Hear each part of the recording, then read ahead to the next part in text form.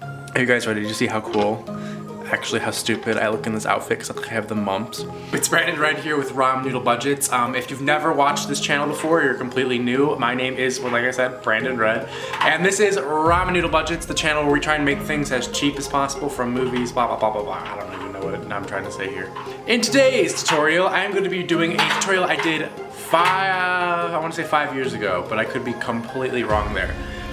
The reason I'm redoing this tutorial is I was actually going through Walmart the other day and I noticed they actually sold flexible flyer steel saucer sleds, which I've never in my life actually seen in a store. The only place I've ever gotten them is online. So I picked one up. It was $29.99, which is a lot cheaper than a lot of other online websites have been selling them for. They've been like upwards of $40 to $50. So I'm like, let me grab one, and I decided to make another shield. Now, this shield, in my opinion, is 100 million times better than the first one I did in that video tutorial, mainly because it has an engraved star. The clear coat is so glossy and extremely durable. I'll talk all about that in the video. And the strapping system is different, and we're gonna talk about that at the end. It's kind of similar to my really expensive shield tutorial. Now, before I begin, everyone freaks out in the comments whenever I give a price tag of the main piece. They're like, you have to spend so much money on the paint, you have to spend so much money on blah, blah, blah, blah, whatever I use in the video. The reason I say the price tag is $30 on this is because real shield blanks that people use for Captain America cosplay and shields, like I have in my past videos, cost upwards of $150 to even like $600 depending on how accurate you want the shield. $30 for a base metal shield is extremely, extremely cheap and a really good project if you guys are starting out in doing really anything. And yes, I am going to be talking again in this video because a lot of people were really upset that I stopped talking in the last video. So if you hate that, sorry, the majority of people want me to speak. So let's get started on this tutorial and I hope you guys enjoy it. So now that we cut the straps off, we have to find the exact center of the sled so that we can start making our main hole to do a whole bunch of stuff later on. So I'm going to start off by measuring across. I'm not 100%, I don't remember exactly what the length of this is. It looks like about 27 inches from the inside of the rim to the inside of the rim. And the way I'm doing this is the outside of the leftmost handle hole here, and you can't see, but then on the right side and the outside of it too, to get a diagonal across kind of center point. And I believe we're going to want to put the center hole on. It's like gonna be in between, so it'll be hard to explain, but I'll show you guys in a sec. So what I did is with a fine point pen that is actually able to write on metal, I made a really small point here, and what I did was, like I said, I went to the inner, so this time I did the innermost of the my left here, and then went to there, and I got 27 inches, so I did 13.5 in the center right there. And the way I can test it, or the way you can test if this is a direct center, is taking your measuring tape and seeing if it's 13.5 in a majority of different spots. That's kind of a rough way to test if it is the center. You can also kind of just tell if it is the center or not. But that's the way I go about doing it. I'm sure there's a whole bunch of other ways to get the exact center of the sled, but that's how I do it. So the next thing we're actually going to do is drill with a small drill bit. I'm actually not sure how small this exactly is. It doesn't really matter because it's going to be covered up with a aluminum star later, but you do want it big enough to accommodate the nail you're going to be using to make the circles later on. And don't make it too big so that the nail is kind of wiggling around all over the place, or else you'll have wonky circles later on. So we're just going to quickly and slowly drill this into our sled. Like that. And if you're wondering what I have this placed on, this is actually a trash can down here. It works really great because it keeps it stand up and it's not wiggling all over the place. Alright, so now that we know where we have our hole drill and everything, we have our center. What I'm going to do is taking my measuring tape, measure down to see how far I can go close to these the handle holes. And so it seems like it's about 12 and a half way down, but since there could be some error from exact center, I'm just going to call it safe and do 12¼ inches. And what I'm going to do is I'm going to get a piece of cardboard, and then I'm going to put a nail down and measuring from the nail, I'm going to measure down 12¼ inches to get my radius that I'm going to then spin to create the line that we're going to have to cut off with a jigsaw. So let's do that really quick. Alright, so I've acquired my piece of cardboard. It's actually just a long piece I cut off of a Force Effects lightsaber box. And obviously we're going to use the clean side. So as you can see, when you put it the nail in the hole there, because there's a little nail I put inside this, we're gonna have the line, we're able to spin it and create the line or the circle to cut with the jigsaw. So I'm gonna measure 12¼ inch down and then mark it and then stick my pen through it. So I'll show you guys that.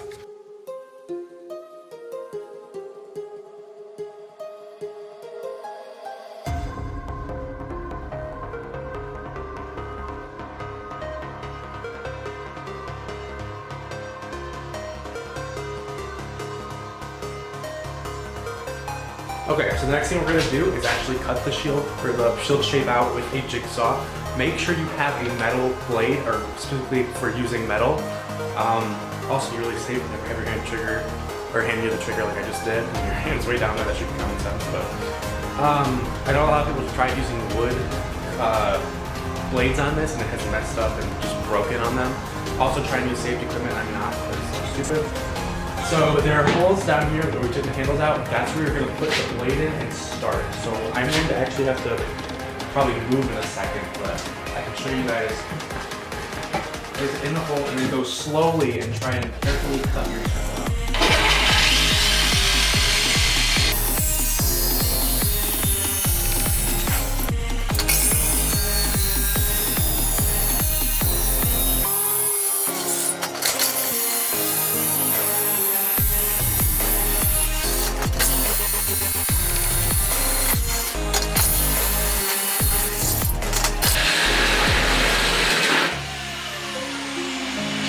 Alright, so I just finished cutting the rim off, and you have to be extremely careful because these edges are ridiculously sharp. So I'm going to actually lightly pick this up underneath it. And yes, I did cut this on the trash can without any clamps. Now, the reason you don't want to clamp it down is because you're going to have to move this thing constantly, and it's going to be kind of a waste of time. You have to re-clamp it down all the time. All you have to do is really just hold it down. It's not going to go flying or something, nothing crazy is going to happen. It just will make your arm extremely tired because this thing will be vibrating so much. The next thing you're going to do is take an 80 to 200 grit sandpaper, or go through 80 to 200, and sand on these edges. And if you have any weird divots, like when you get kind of close to being done, this the rim is going to be vibrating so much because it's like there's nothing left really holding it on, that when you hit the final cut, you may have a little kind of spot like this where it kind of got weird. So just sand all that down, and then we'll go to the horrible process of removing the paint off this thing.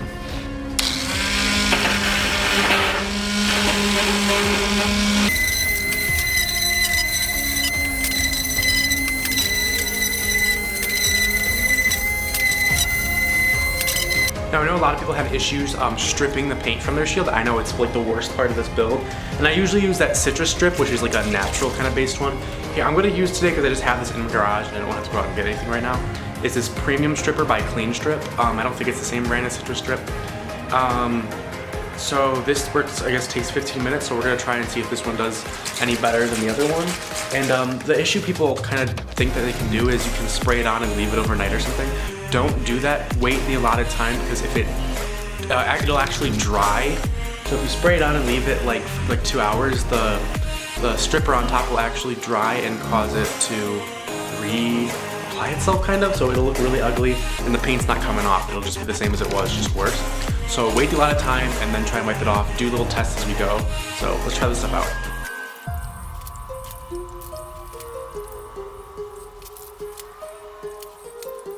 Now, I don't think it was supposed to come out of the can like that, like really slowly, but it kind of did. So it is very cold out here. It's like 40 degrees. It's like the beginning of January. And so I sprayed a generous amount, as much as I could get out of that can. There's still a little bit more, but I'm gonna leave this for about half an hour and then see if I can get any paint off there. Sorry about the kind of weird camera angle. I promised myself I'd try and film all of this, but once again, this is such a messy process of removing the paint that I really just can't do it on camera because it takes so long. I've been working at this for 24 hours. The front is mostly done, but the back, as you can still see, has quite a bit of work to do. I literally have gone and bought 2 different types of paint remover. I got the normal one I used in the clip just below this. And then I went out and bought an aircraft one. It's right here, it's called Aircraft Remover. That was $14 or $16 or something. It's in the automotive department. It didn't work any better than the other paint stripper, so really, this is the hardest part of the build, but it's gonna be worth it when the whole thing is done. So I'm gonna try and get the rest of the paint off this goddamn thing, and then we can get to the painting process. The next thing we're gonna do, since most of the paint is removed from the front, is we're actually gonna add that spun effect. Now you can see I did a lot of it already, just to see if I could find a better way of doing it, but there is really one method of doing it. So I'm using that cardboard. I got another piece of cardboard cut out. This one's like completely ruined because I've been using it so much. You're gonna need a tack with a kind of a big, like a end right there as I drop it on the floor. You're gonna need something like that so that it doesn't keep going through the cardboard, because my nail kept flying through the cardboard earlier and I found that this works better. You're gonna stick it through your cardboard, and I'm using 100 grit. It's like this flexible sandpaper stuff. It looks like really weird tape, but it's sandpaper. I guess it's new. You're gonna stick your tack through it for now. You're gonna have to move it down as you go. You're gonna stick the tack inside the hole, and then you're just gonna apply pressure and begin to spin it. Now as you do this, you're obviously creating micro kind of abrasions on the surface, creating a spun texture. Like this shield is actually spun on a lathe, kind of like how they do it in the movie. It's like aluminum spun, or if you ever use the aluminum blanks, which I'm used to using. And you're gonna wanna do that for the inside and the outside, and as you kind of get lower, you're gonna take your tape off, or not your tape, your sanding paper, and you're gonna move it down. All right, so at this point in the tutorial, I kind of got tired of just talking over everything, so I decided to use voiceovers for the rest.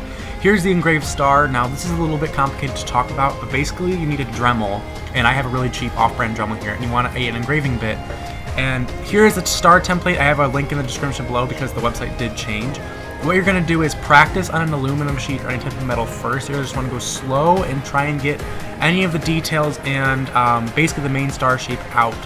Now I say just like practice because this is when I first practice attempts and it's really, really bad. And you can use a ruler or a straight edge to try and get it, and if that's too much for you, you can just cut out an aluminum star like the other videos, but I thought I wanted to be different and try something new. After that, you want to measure out how far your star goes down in your radius. Mine was about 9 inches or 9 centimeters. And then using the same idea we did earlier, you're going to want to make the circle with your compass, and then using some thin detail tape, you're going to want to tape that out and make sure the edges are super crisp. So you're going to have to push down all of the tape there. Then you're going to want to, if you did an engraved star, mark off the star. If you did an aluminum star, you also want to mark that down because you have to glue it on later. And all of those details in my other video. So I basically taped it off the rest of the shield with some paper towels. Wipe down any of the areas you're going to be painting, as you want to get rid of any fingerprints because it will show, because we're going to be using the duplicolored metal cast and it is an anodized finish, so you will see underneath the paint. That's why you want to have that cool engraved texture with spun effect, because it's going to look underneath the paint. So do some really, really light coats. This should be how light your first coat looks. I actually messed up quite a bit in this video, and I will show up all the mess ups and what I did wrong. So this is how light your layer should look. Here I start to go a little bit too thick. Actually, this part's fine, but eventually I will start layering it up, like as you can see in the right now, it's a little too thick. You want to build up super slight layers with this stuff, because if you do too much, it'll create issues later on, like I'll talk about. So as you can see here, that's far too dark. You can actually almost barely see the underside. And when I'm removing the tape here, what actually ends up happening is it was so thick that it actually pulled over on top of the tape and ripped off some sections. And you really can't see it because the camera kind of fixed it for some reason in this video. But on the top, a huge section of paint was ripped off of the circle, and I'm pointing it out right there. And it is minor, but it bothered me enough that I know I'd have to fix it. So I put some acetone on a rag and wiped that right off. Since this isn't any extreme paint, you don't need any crazy paint remover. This was the second attempt, and as you can see, it's a lot less blue, and you can see the detailing underneath, and that's how it should look. It is a little rough and bumpy, which did for some reason cause some issues later on. Alright, here I'm measuring off the other 2 lines that are going to be necessary to make the 2 red lines. So what I did was basically measure off what I had left of the star and divided that by 3, and using my compass again, I created those 2 lines. And just like with the blue, I used the detail tape and went all the way around the shield. And then I'm using the red metal cast paint, and make sure you really do have everything taped down. I did have some areas that weren't taped down all the way. And once again, do extremely light layers of paint on these on the sled, making sure you're going in sweeping motions, and make sure you move around the entire sled. You don't want to try and hit areas like I kind of am doing here from a wrong angle, or else it will kind of build up a little bit too much. So this is what it should look like after about 2 or 3 layers. As you can see, it's a pretty rich color, and that anodized look really shows the texture we did beneath it. Here's me removing the tape. There are a few little issue areas with that I removed with some acetone. Now using some soapy water and about an 800 grit sandpaper, you're going to wet sand your entire shield just to get the paint all kind of down to the same level and get rid of any small errors that you may have had in your paint from painting in the original first place. And then using a clean towel, you're going to wipe off the entire shield. Now if you do have some areas where the paint didn't match up with your tape or whatever, you can use a red and blue Sharpie and it works wonders at filling in some messed up paint areas, like you can barely even tell that was originally there. Then using a paper towel one more time, you're going to want to clean off the entire shield to make sure you have no more fingerprints. You want to get rid of any type of residue or small things you may have on the paint.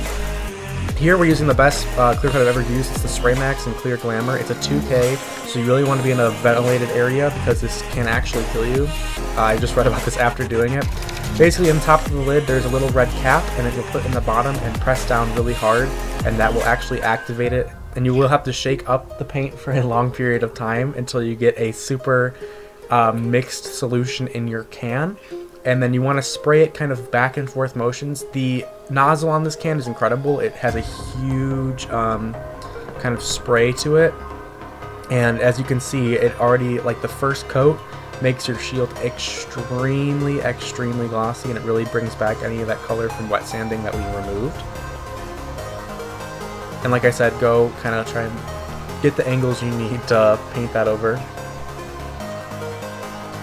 So this is after 2 layers, and as you can see, it's extremely glossy. You can even see the reflection of me with the camera. Something that ended up happening with the weird rough blueness is that the paint kind of separated in spots, and it bothered me enough that I redid the entire thing.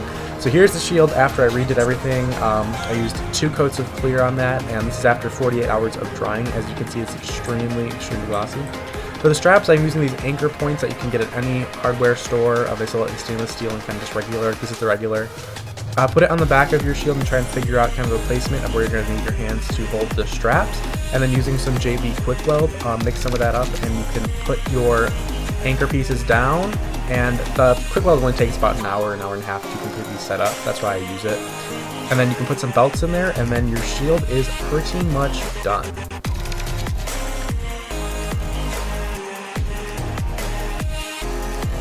I hope you guys enjoyed that tutorial. I know I had a lot of fun building it. It took a lot longer than I originally anticipated, mainly because getting the paint off this thing was literal hell. That is the one downside to this whole project and the $30 kind of shield, but you get what you get and really can't throw a fit because this is such a cheap project and it looks incredible for cosplay. As you can see, it fits the costume really well. I have no straps on this right now. It's kind of just the bare degrin because I don't have any belts on me, but I mean, it works. So yeah, I hope you guys enjoy this video. I'm gonna have a whole rundown of the costume soon when it's done. I don't like these shoulder things right now, so it kind of looks wrinkled. I am wearing a muscle suit, by the way, if you're wondering why I look 10 times, I guess, bigger than I normally am. I'm kind of like small but fat. Like, you know Peter Parker in the new Spider-Man movie, but like the old one? Like that's a pretty similar body type. So yeah, guys, please subscribe, and I hope you enjoyed this video, and I hope you guys have a fantastic rest of your day.